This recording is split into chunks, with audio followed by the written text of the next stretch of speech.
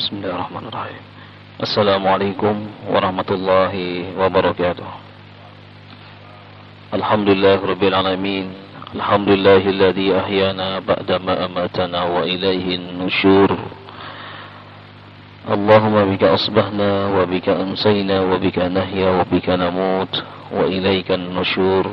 Asbahna ala fitril Islam wa kalimatil ikhlas wa ala nabiyina Muhammadin sallallahu alaihi wasallam wa ala millati abina Ibrahim hanifan wa ma kana minal musyrikin. Allahumma inna nas'aluka ilman nafi'an wa rizqan tayyiban wa amalan mutaqabbala. Allahumma inna na'udzubika minal hammi wal hazani wa na'udzubika minal ajzi wal kasali wa na'udzubika minal jubni wal bukhli wa na'udzubika min ghalabati ad-daini wa qahri ar-rijali. Salawatullahi wa salamuhu ala hadan nabiyil karim nabiyina Muhammadin wa ala alihi wa sahbihi ajma'in. Amma ba'du. Ma'asyiral muslimin rahimani wa rahmakumullah. Kita lanjutkan kembali kajian pada tafsir Al-Qurtubi, masih pada surah Al-Anfal. Sekarang ayat yang ke-53 ya. A'udzu billahi minasy syaithanir rajim.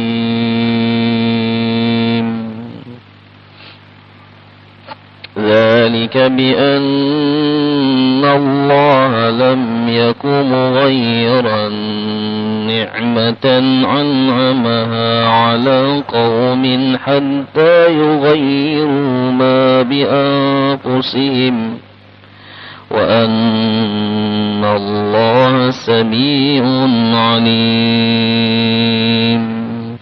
كدأب آل فرعون والذين من قبلهم كذبوا بآيات ربهم فأهلكناهم بذنوبهم وأغرقنا آل فرعون وكل كانوا ظالمين. Masyarul muslimin rahimani wa rahmakumullah. Pada ayat yang sebelumnya Allah Subhanahu wa taala menjelaskan tentang peristiwa yang mengenaskan yang ditimpakan kepada orang-orang kafir Quraisy yang pada saat itu mereka menentang Nabi sallallahu alaihi wasallam.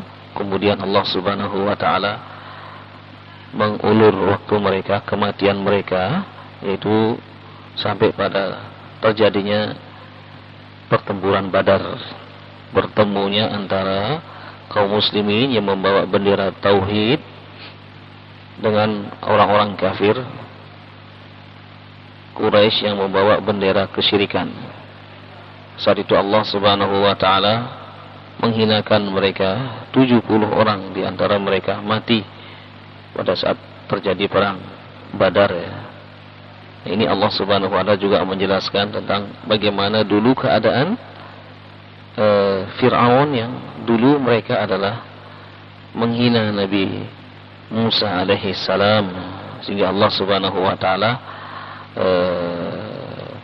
hinakan juga Fir'aun. Nanti pada ayat berikutnya ini juga akan dijelaskan tentang pengulangan bagaimana Allah Subhanahu wa taala menghinakan Fir'aun yang mengaku sebagai Rabb Tuhan pada saat itu ya.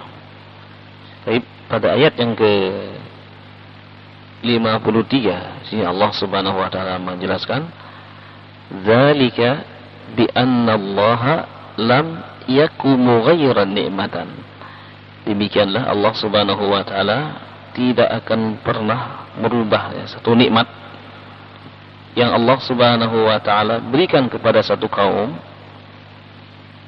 sehingga mereka lah yang merubah-rubahnya.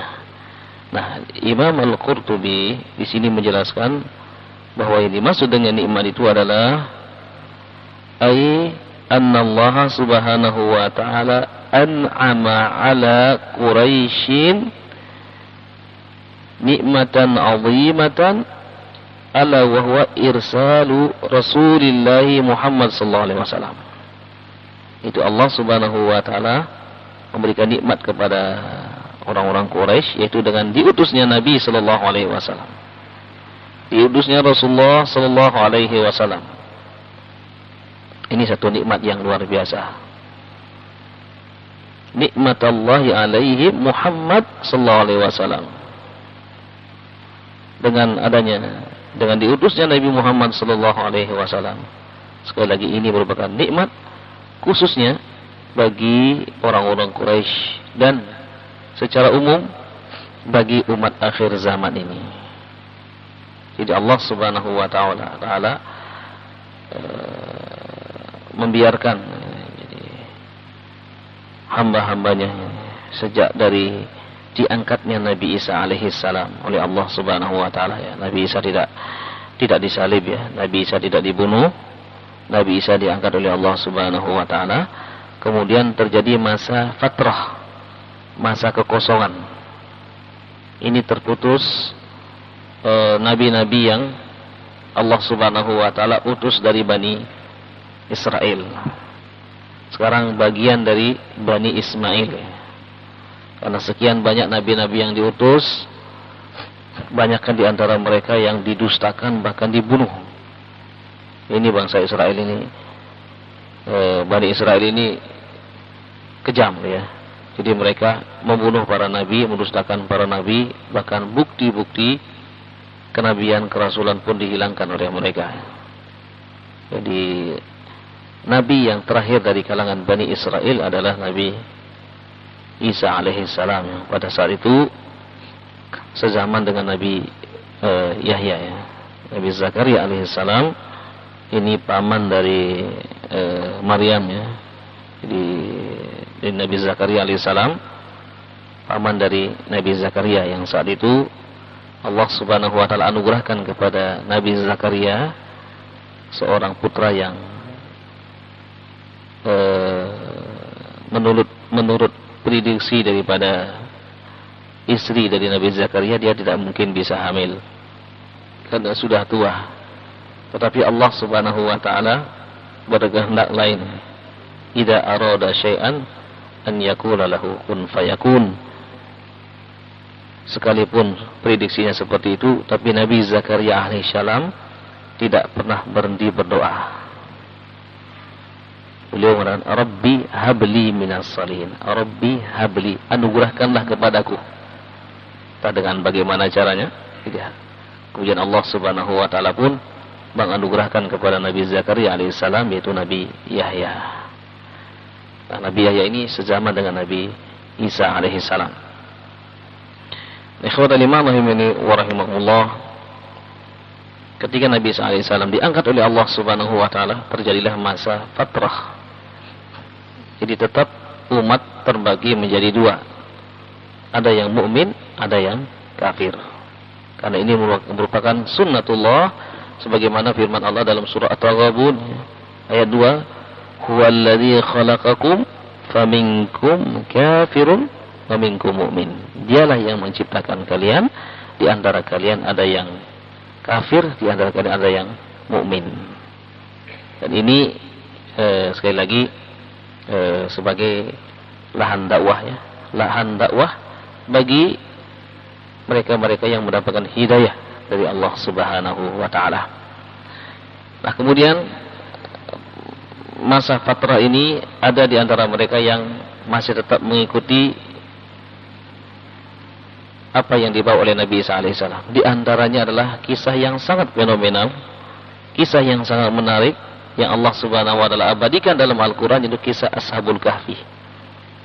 Mereka-mereka ini adalah para pemuda-pemuda yang memang adalah pemuda yang tinggal di kerajaan. Ini orang-orang penting. 6 orang di antara mereka itu menjadi orang penting di kerajaan. Ada yang menjadi mustasyar. Mustasyar di sini adalah penasihat. Ada yang menjadi kepala prajurit, ya, kepala jadi panglima perang. Ada yang menjadi kepala pengobatan, ya, tabib, ya, dokter. Pada masa itu ada juga yang menjadi kepala tukang pemungut pajak, ya. Ada juga yang menjadi kepala tata kota, ya. Jadi 6 orang ini adalah mereka menyembunyikan keimanannya. Tapi suatu saat ketika mereka sudah benar-benar siap, ya, benar-benar siap, qalban wa qalabah, qalban wa qalabah. Jadi qalban ini hati sudah siap, juga fisik mereka sudah siap, dan mereka sudah benar-benar ingin bertemu dengan Allah Subhanahu wa taala, baru mereka melakukan satu gerakan yang sangat luar biasa sekali. Jadi menyatukan visi dan misi, karena di antara mereka ada yang ingin ta'ajul. Ta'ajul di sini adalah ingin cepat menyampaikan apa yang mereka yakini selama itu.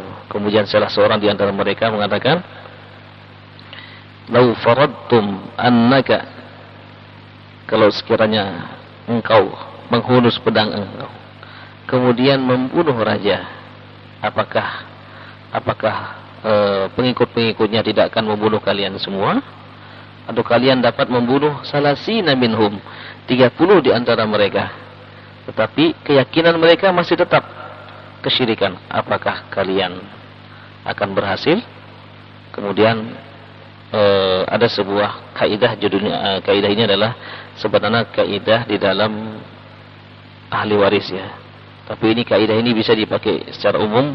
Itu ida man ta'ajjala qabla awanihi uqibah bihirmanihi. Man ta'ajjala qabla awanihi uqibah bihirmanihi.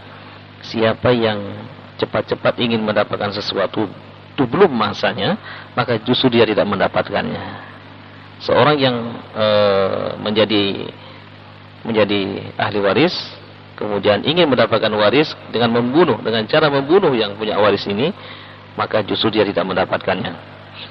Nah, di antara mereka, ya, ada yang memiliki pemikiran yang bijaksana. Mereka mengatakan yang perlu kita bunuh adalah keyakinan mereka. Jadi keyakinan ini yang perlu dibunuh dulu. Nah, sehingga ketika pada masa mereka sudah siap, mereka pun mengungkapkan keyakinan mereka. Ketika raja atau kaisar Adrianus, ya, yang mendeklarasikan dirinya sebagai Tuhan pada saat itu, Tuhan bangsa Romawi, bahkan dia mengatakan Tuhan seluruh alam ini, maka mereka pun mengatakan, ya, la ilaha fi hadzal qaul illallah rabbu Ibrahim wa rabbu Musa wa rabbu Isa wa rabbu akhiru al-anbiya wa huwa Ahmad.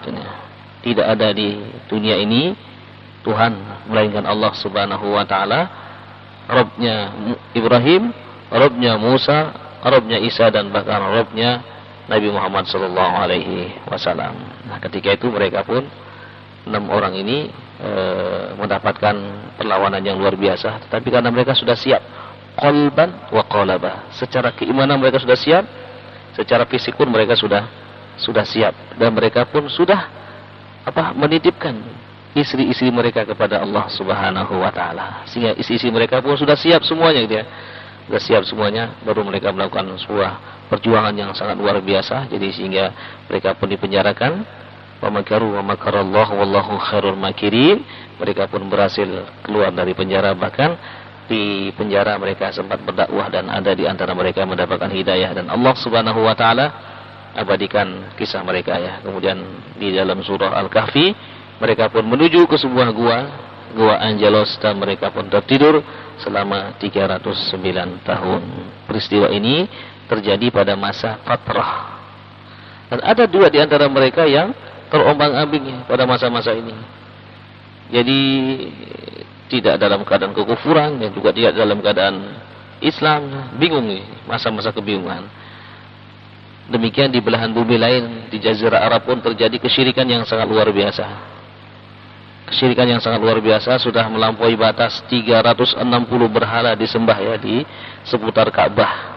Jadi sehingga Allah Subhanahu wa taala tidak rela kalau rumah yang dibangun oleh Nabi Ibrahim alaihissalam dan Ismail ini dipenuhi oleh berhala-berhala tersebut. Sehingga cucu dari Nabi Ibrahim alaihissalam, itu Nabi Muhammad sallallahu alaihi wasallam, diutus oleh Allah Subhanahu wa taala untuk membersihkan berhala-berhala ini. Nah, ini merupakan satu nikmat yang sangat luar biasa, khususnya bagi bangsa Arab dan secara umum kepada seluruh umat manusia yang hidup di akhir zaman ini. Itu ada nabi yang datang itu membawa ajaran turunan yang membenarkan nabi-nabi sebelumnya ya. Jadi membenarkan ajaran nabi sebelumnya, demikian juga memperbaharui jadi hal-hal yang tidak sesuai dengan keadaan umat ini. Itulah Al-Qur'anul Karim. Nah, ini merupakan nikmat yang Allah Subhanahu wa taala berikan kepada mereka. Allah tidak akan pernah merubah nikmat ini sehingga mereka lah ini hatta yughayyiru ma bi anfusihim, sehingga mereka merubah nikmat ini. Dengan cara bagaimana mereka merubah? Dengan cara fakafaru bihi, dengan mengingkarinya. Mereka enggak percaya bahwa Nabi Muhammad ini adalah nabi. Mereka tidak yakin bahwa Nabi Muhammad adalah rasul dari Allah Subhanahu wa taala. Maka mereka mengatakan, mana ada nabi, mana ada rasul yang miskin. Mereka juga mengatakan, mana ada nabi yang harus berjalan ke pasar, berdagang dan lain sebagainya. Jadi mereka meyakini bahwa nabi itu adalah ya diistimewakan oleh Allah Subhanahu wa taala. Ia punya istana, demikian juga punya pengikut-pengikut yang banyak ya. Jadi semua harta berlimpah ruahnya. Ya, ini pengetahuan mereka tentang nabi. Tapi ini sungguhnya adalah karena kegengsian mereka, egoisme mereka saja, kemudian mereka menolaknya. Nah, ini mereka merubah nikmat Allah Subhanahu wa taala. Jadi mereka sudah diberikan nikmat dengan diurusan Nabi Muhammad sallallahu alaihi wasallam, justru mereka mengingkari, fakafaru. Fanaqala ilal madinati wa halla bil musyrikin al-iqabah. Kemudian Allah Subhanahu wa taala memindahkan nikmat ini, yaitu Nabi Muhammad sallallahu alaihi wasallam, yaitu ke kota Madinah. Nah, sehingga mereka pun orang-orang musyrik pun mendapatkan iqab, mendapatkan sanksi, mendapatkan azab pada saat terjadi perang Badar. Kadabi ali fir'aun walladzina min qablihim. Nah, di sini Allah Subhanahu wa taala menjelaskan bagaimana juga keadaan Fir'aun. Sya'nu haula'il kafirin fi dzalika ka sya'ni ali fir'aun. Ini keadaan mereka ini adalah seperti keadaan orang-orang kafir Quraisy, ini adalah seperti keadaan pengikut Fir'aun ya. Sya'nu haula'il kafirin, keadaan mereka orang-orang kafir ini fi dzalika ka sya'ni ali fir'aun, sebagaimana pengikut Fir'aun. Alladzina kadzabu Musa, yang mereka ini adalah mengingkari Nabi Musa alaihissalam. Wa sya'nu alladzi kadzabu rusulahum minal umamis sabiqah. Jadi keadaan mereka juga sama dengan umat-umat terdahulu yang mereka ini adalah mengingkari para nabi dan para rasul. Nah, sehingga tidak heran kalau zaman sekarang ada orang yang berdakwah itu pun diingkari. Orang yang menyampaikan kebenarannya diingkari. Bahkan Nabi mengatakan bahwa nanti ketika orang menyampaikan kebenaran dianggap sebagai sebuah kemungkaran. Al-ma'rufu mungkaran wa mungkaran ma'rufan. Fantadhiri sa'ah, kata Rasulullah. Apabila di akhir zaman itu orang sudah mulai melihat yang baik itu adalah jelek, yang jelek adalah baik, maka ini ya, tunggulah akan terjadi kehancuran. Tunggulah terjadi kiamat, kata Rasulullah sallallahu alaihi wasallam. Terjadi zaman sekarang ya. Orang yang rajin pergi ke masjid, yang memelihara jenggotnya, dituduh macam-macam gitu ya. Jadi terjadi zaman sekarang ini. Jadi berbalik, keadaan sudah mulai berbalik ya. Mungkin juga dari sisi perilaku manusia ya. Dari sisi apa ya, tampilan manusia ya. Dulu kalau orang rambutnya aneh-aneh dianggap aneh, kalau sekarang rambutnya aneh-aneh justru dianggap biasa. Biasa-biasa dianggap tidak maco dan lain sebagainya. Ini terjadi zaman sekarang, sudah mulai yaklib. Ini zaman kita sekarang, bagaimana dengan anak cucu kita nanti gitu ya. Oleh karena itu kita selalu berdoa dan berdoa terus. Doanya Nabi Ibrahim ya, Rabbi ja'alni muqimi inas shalah wa Rabbi ja'alni muqimas shalah min dzurriyyati rabbana wa taqabbal du'a. Ya Allah, jadikanlah kami, aku orang-orang yang mendirikan salat dan anak keturunanku. Karena wallahu ta'ala, sekali lagi keadaan 10 tahun lagi, 20 tahun lagi mungkin sudah tidak seperti ini lagi. Jadi kehidupan sudah semakin apa ya, egois ya, nafsi-nafsi ananiyah, sendiri-sendiri, sudah enggak mungkin memperdulikan lagi tentang keadaan kaum muslimin satu dengan yang lain, sibuk dengan alat-alat komunikasi seperti ini gitu ya. Tapi ikhwatal iman rahimani wa rahmakumullah. Kemudian Allah Subhanahu wa taala menjelaskan juga wa sya'nul ladzina kadzabu rusulahum minal umamis sabiqah. Demikian juga umat-umat terdahulu yang mereka mengingkari para nabi dan para rasul, fa ahlakahumullahu bisababi dzunubihim. Kemudian mereka dihancurkan oleh Allah karena dosa-dosa mereka. Ada yang bertanya, ya, bagaimana dengan umat sekarang? Kan banyak sekali melakukan perbuatan dosa. Kenapa enggak dihancurkan? Mereka kok enggak dihancurkan oleh Allah? Nabi sallallahu alaihi wasallam berdoa, ya. Ada 3 doa beliau, 2 dikabulkan, 1 tidak, ya. Ya Allah, janganlah Kau hancurkan umat ini sebagaimana Kau hancurkan umat-umat terdahulu. Allah mengabulkan. Ya Allah, jangan Kau kuasakan umat ini kepada musuh-musuhmu. Allah pun mengabulkan. Jadi umat Islam tidak akan pernah dikalahkan. Baik di medan perang, ya, khususnya di medan perang ini kaum muslimin tidak pernah dikalahkan. Oleh karena itu sekarang ada satu perang yang namanya Ghazul Fikri, invasi pemikiran. Nah, di sini kaum muslimin kalah punya. Jadi pikiran-pikiran mereka yang dirusak supaya enggak menjalankan agamanya, ibadah. Yang penting Islam. Enggak apa-apa enggak sholat, enggak apa-apa enggak puasa, enggak apa-apa enggak zakat, enggak apa-apa enggak haji. Yang penting kan Islam. Nah, ini pemikiran-pemikiran yang masuk ke dalam kaum muslimin. Demikian juga sekarang ini, ya, muncul lagi pakaian-pakaian, ya, pakaian-pakaian wanita yang menampilkan auratnya dan lain sebagainya. Nauzubillah min dzalik. Itu muncul zaman sekarang ini. Yang penting kan Islam, enggak apa-apa. Pakaian pun terserah, itu kan urusan kita, gitu. Nah, ini muncul, ya, Ghazul Fikri. Ada sebuah buku judulnya Ghazul Fikri yang ditulis oleh Dr. Sarbuk. Buku ini ditulis tahun 1986. Kami sudah membaca buku ini sejak tahun 1987. Sudah membaca buku ini, judulnya adalah Ghazul Fikri. Bukunya kecil. Barangkali nanti kalau jalan-jalan ke toko buku dibeli. Mungkin sekarang sudah ada lagi yang bentuk yang lain tentang Ghazul Fikri, invasi pemikiran, perang pemikiran. Nah, kemudian Allah Subhanahu wa taala, ya, pada ayat ini menyebutkan fa'ahlaknahum bidzunubihim. Tadi doa Nabi, ya, 2 dikabulkan sama Allah. Kemudian yang ketiga doa beliau adalah, ya Allah, jangan Kau jadikan umat ini berpecah belah. Allah tidak mengabulkan di sini.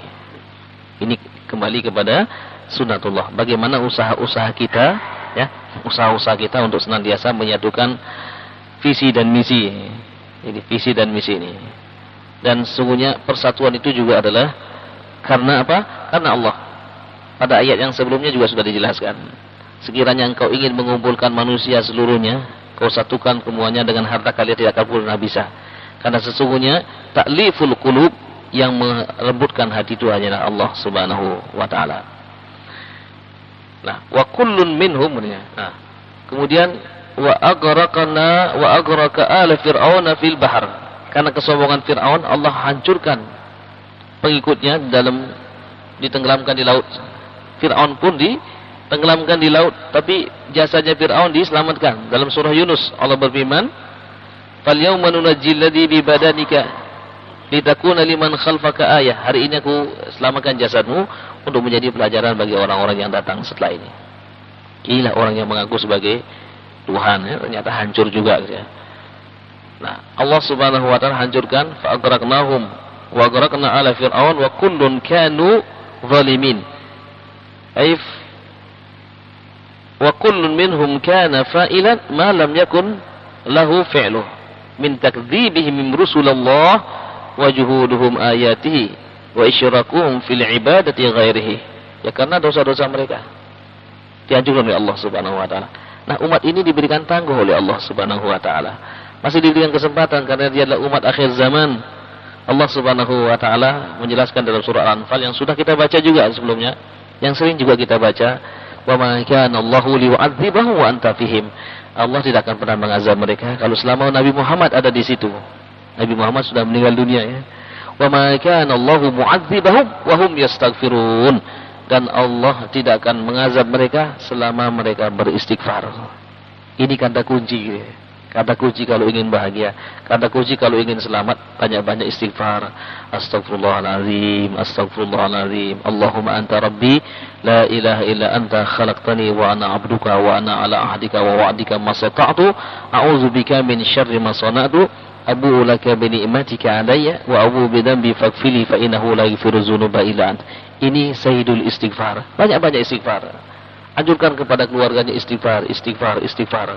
Karena Nabi Nuh pun menganjurkan dalam surah Nuh, faqultu astaghfiru rabbakum innahu kana ghaffara.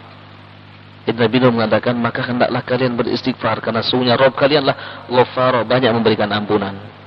Dengan istighfar insyaallah dosa-dosa kita akan terkikis ya.